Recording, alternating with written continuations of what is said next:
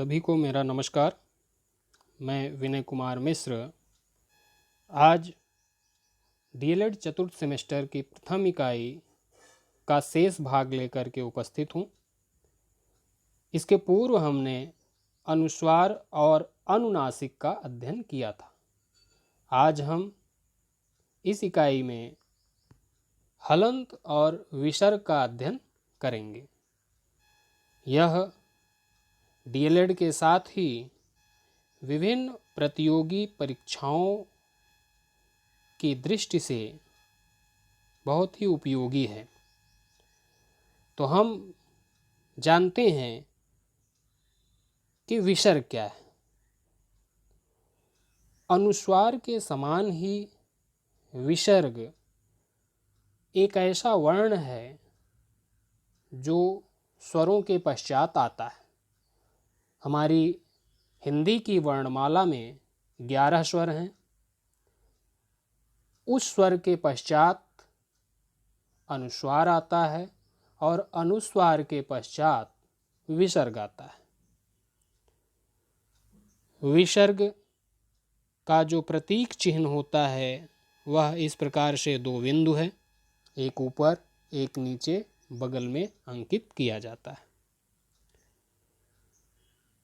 विसर्ग स्वराश्रित होता है, अर्थात यह स्वर के ऊपर आश्रित रहता है, यह स्वर पर निर्भर रहता है, जिसका उच्चारण विसर्ग के पूर्व आने वाले स्वर पर निर्भर करता है।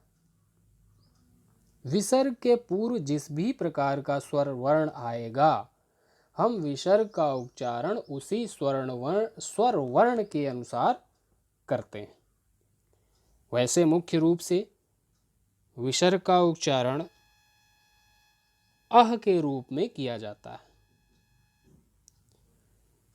पहला शब्द यहां पर आप देख रहे होंगे प्रातः। ता के जस्ट बाद छोटा आ आया हुआ है, तो इसका उच्चारण हमने किया प्रातः, तो इसका उच्चारण हुआ अह। दूसरा शब्द है बालाह। आह अर्थात ला के बाद बड़ा आया हुआ है, इसका उच्चारण हो गया आह। फिर है तीसरा शब्द मति। ता में छोटी ही है, और इस प्रकार से हम विसर्ग का उच्चारण इह के रूप में करते हैं। मति।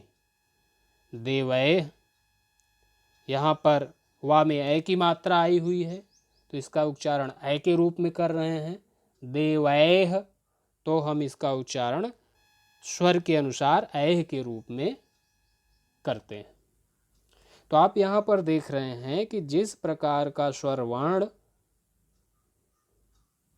विसर्ग के पहले आ रहा है, हम विसर्ग का उच्चारण उसी रूप में परिवर्तित करते जा रहे हैं, या विसर्ग का उच्चारण उसी स्वर के आधार पर हो रहा है। यहाँ कुछ और शब्दों को समझने का प्रयास करेंगे, जैसे बालकः, बालकाः, हरिः, नदीः, गुरुः, मतेः, रामैः, गोः, दुःख, अन्तःकथा, अधःपतन, संगणकः, संस्कृतेः, चत्वारः, सुरेन्द्रः, मनुष्यैः, देशः, जन्मभूमि आदि। अर्थात हम विसर्ग का उच्चारण उसी रूप में कर रहे हैं जिस रूप में विसर्ग के पूर्व स्वर आया हुआ है। विसर्ग के पहले जैसा स्वर आएगा, हम उसका उच्चारण उसी स्वर के अनुसार करते हैं। और भी एक ध्यान देने वाली बात यह है कि विसर्ग को और अनुस्वार को, दोनों को हम एक विशेष नाम से भी जाने जाते हैं। विभिन्न परीक्षाओं में यह प्रश्न कई बार पूछा जा चुका है, महत्वपूर्ण प्रश्न बनता है यहाँ से। तो यहाँ आप देख रहे हैं अनुस्वार, जो कि हम अंक के रूप में बोलते हैं, और इसका जो प्रतीक चिन्ह है वह एक बिंदु है। दूसरा है विसर्ग आह के रूप में, और इसका एक जो प्रतीक चिन्ह है वह बगल में 2 बिंदु ऊपर नीचे के रूप में लगाया जाता है। इनका जो विशेष नाम है, जो इनकी विशेष संज्ञा है, वह है अयोगवाह की। अयोगवाह इनको क्यों कहा जाता है? क्योंकि अयोगवाह का मतलब होता है अयोग वाह, अर्थात जो योग का वहन ना कर रहा हो, जो किसी भी योग में ना आ रहा हो, जो किसी में भी सम्मिलित ना हो।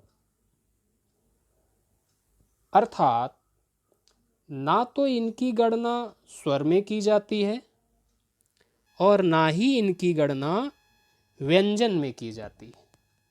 तो जब ये ना तो स्वर में जोड़े जा रहे हैं और ना ही व्यंजन में जोड़े जा रहे हैं, इसी कारण यह किसी भी योग में वहन नहीं कर रहे हैं, किसी भी ना स्वर में सम्मिलित हैं ना व्यंजन में सम्मिलित हैं, इसलिए इनका नाम अयोगवाह रखा गया।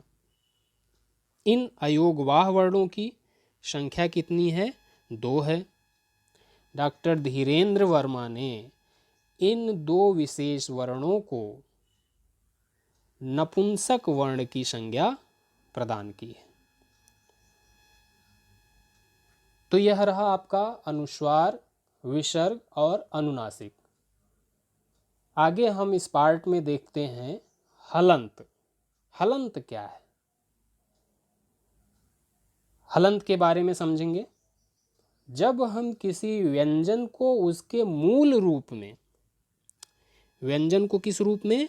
मूल रूप में या स्वर रहित, बिना स्वर के लिखते हैं, या उस व्यंजन के नीचे एक चिन्ह इस प्रकार का, जैसा कि आप ब्रैकेट में देख पा रहे हैं, कोष्ठक में देख पा रहे हैं, इस प्रकार का एक चिन्ह लगा देते हैं, इस चिन्ह का प्रयोग करते हैं, तो यह चिन्ह क्या कहलाता है? हल कहलाता है। ला में भी हलंत लगा हुआ है, हल लगा हुआ है, हलंत कहा जाता है। इस हल का प्रयोग जब किसी शब्द के अंत में करते हैं, मान चलिए कोई शब्द आपने लिखा और उस शब्द के अंतिम वर्ण पर इस चिन्ह का प्रयोग कर दिया, नीचे हल लगा दिया, तो इसी को क्या कहते हैं? हलंत कहते हैं। अर्थात ऐसा हल जो अंत में प्रयोग में लाया जा रहा हो, जिसका प्रयोग हम अंत में कर रहे हैं, वह क्या हो गया? हलंत हो गया। किसी भी व्यंजन में हल या हलंत का प्रयोग करने से उस व्यंजन से क्या होता है? स्वर निकल जाता है, स्वर बाहर हो जाता है, क्योंकि सभी व्यंजन वर्णों में अ नामक, छोटा अ नामक स्वर वर्ण जुड़ा हुआ है। वह जब हम उससे स्वर, उस व्यंजन से स्वर निकल जाएगा तो क्या हो जाएगा? वह स्वर रहित हो जाएगा, और स्वर रहित होने के कारण वह व्यंजन आधा हो जाता है और अपने मूल रूप में आ जाता है। और ऐसे वर्णों के उच्चारण में हम आ नामक ध्वनि को नहीं निकालते हैं, हमारे मुख से अ नामक ध्वनि नहीं निकलती है। जैसे नीचे देखते हैं, यहाँ पर आप देख रहे होंगे पहला वर्ण है क। आप सुन रहे होंगे या आप स्वतः बोलेंगे तो पाएंगे कि यह है क, अ का उच्चारण बाद में निकल रहा है। आगे देख रहे हैं आप, लिखा हुआ है मात्र क, नीचे एक पाई का प्रयोग किया गया, हलंत का प्रयोग किया गया, यह हो गया क। फिर आ यहाँ से बाहर कर दिया गया, तो यह हो गया अपने मूल रूप में आ गया क, यह हो गया क, यह आधा वर्ण है, यह मूल व्यंजन है। फिर यहाँ आप देख रहे हैं च, यहाँ से हमने स्वर को निकाल दिया तो यह हो गया च, आ को बाहर कर दिया। तो इस प्रकार क और चा में से जब हम हलंत का प्रयोग कर देते हैं और स्वर वर्ण को निकाल देते हैं, तो यह हो जाता है क और च। फिर देखते हैं कि हल या हलंत युक्त शब्द का प्रयोग और इनका उच्चारण। जैसे पहला शब्द है आपका संस्कृतम, लट्टू, लड्डू, विद्यालय, श्यामपट्ट, अभुवन, वाक्, राजन, आत्मन, कर्मभ्याम, इदम, अश्मिन इत्यादि ऐसे वर्ण हैं जिनमें हल या हलंत का प्रयोग किया जाता है। कुछ ऐसे भी हलंत युक्त शब्द होते हैं और स्वरांत युक्त शब्द होते हैं जिनके अर्थ में भिन्नता पाई जाती है। देखने में एक जैसे लगेंगे, लिखने में एक जैसे लगेंगे, लेकिन थोड़ा सा अंतर होगा। एक वर्ण होगा जिसमें अंत वाले, एक शब्द ऐसा होगा जिसके अंत वाले वर्ण पर स्वर का प्रयोग किया गया होगा, और एक शब्द ऐसा होगा जिसके अंत वाले वर्ण पर हलंत का प्रयोग किया गया होगा। जैसे यहाँ पर पहला वर्ण आप देख रहे हैं जगत, ता से आ स्वर निकाल करके हलंत का प्रयोग कर दिया गया, तो इसका अर्थ हो गया संसार। दूसरा शब्द है जगत, तो जगत आवर्ण युक्त है, हलंत का प्रयोग नहीं किया गया है, तो यह हो गया कुएं का चबूतरा। अर्थ में कितनी भिन्नता है। अगला शब्द है बम, शिव की आराधना के अर्थ में प्रयोग किया जाता है। और फिर है बम, विस्फोटक सामग्री है। कीर्तिमान यशस्वी के रूप में है। कीर्तिमान उत्कृष्टता की चरम सीमा है, जिसे आप रिकॉर्ड कहते हैं, रिकॉर्ड के रूप में जाना जाता है। चेत, चेत का मतलब यहाँ कदाचित है, और चेत, चेत का मतलब होश या चित्त से संबंधित है। फिर जो हमने अभी इसके पहले अनुस्वार, हलंत, विसर्ग का अध्ययन किया, उनसे संबंधित कुछ अभ्यास भी कर लिया जाता है यहाँ पर। तो यहाँ की जो प्रथम पंक्ति है आप देख रहे होंगे, ये वाली पंक्ति ऊपर से नीचे तक, इसमें आप सभी में अनुस्वार का प्रयोग पा रहे हैं।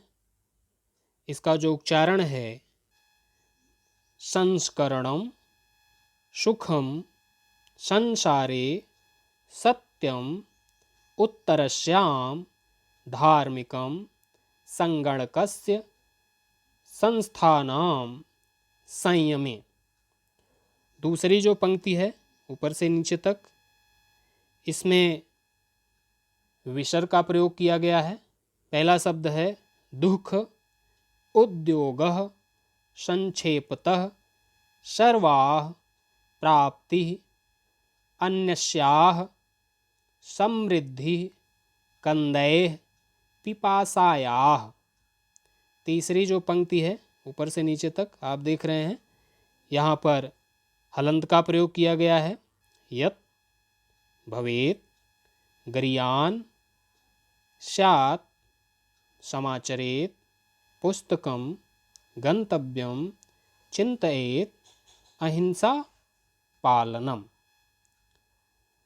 फिर एक श्लोक है, इसके उच्चारण को भी हमको करना है।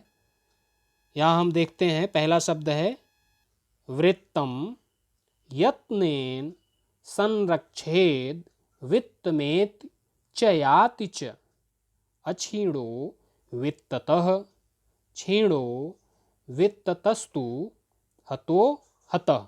तो यहाँ आप देख रहे हैं हतः, वित्ततः, वृत्तम, संरक्षेद। तो यहाँ पे ता पे अनुस्वार का प्रयोग, सा पर अनुस्वार का प्रयोग, दा पर हलंत का प्रयोग, यहाँ पर वित्ततः ता पर विसर्ग का प्रयोग, और फिर हतः में ता पर विसर्ग का प्रयोग किया गया है। इस प्रकार से आप इसका प्रयोग करते हुए, इसका उच्चारण करते हुए, इसका लेखन करते हुए, इसका वाचन करते हुए अपनी भाषा को अच्छे से परिमार्जित, शुद्ध कर सकते हैं, और भाषा की जो वास्तविक स्थिति है, जो उसका वास्तविक अर्थ है, उस अर्थ को आप प्रदान कर सकते हैं। धन्यवाद।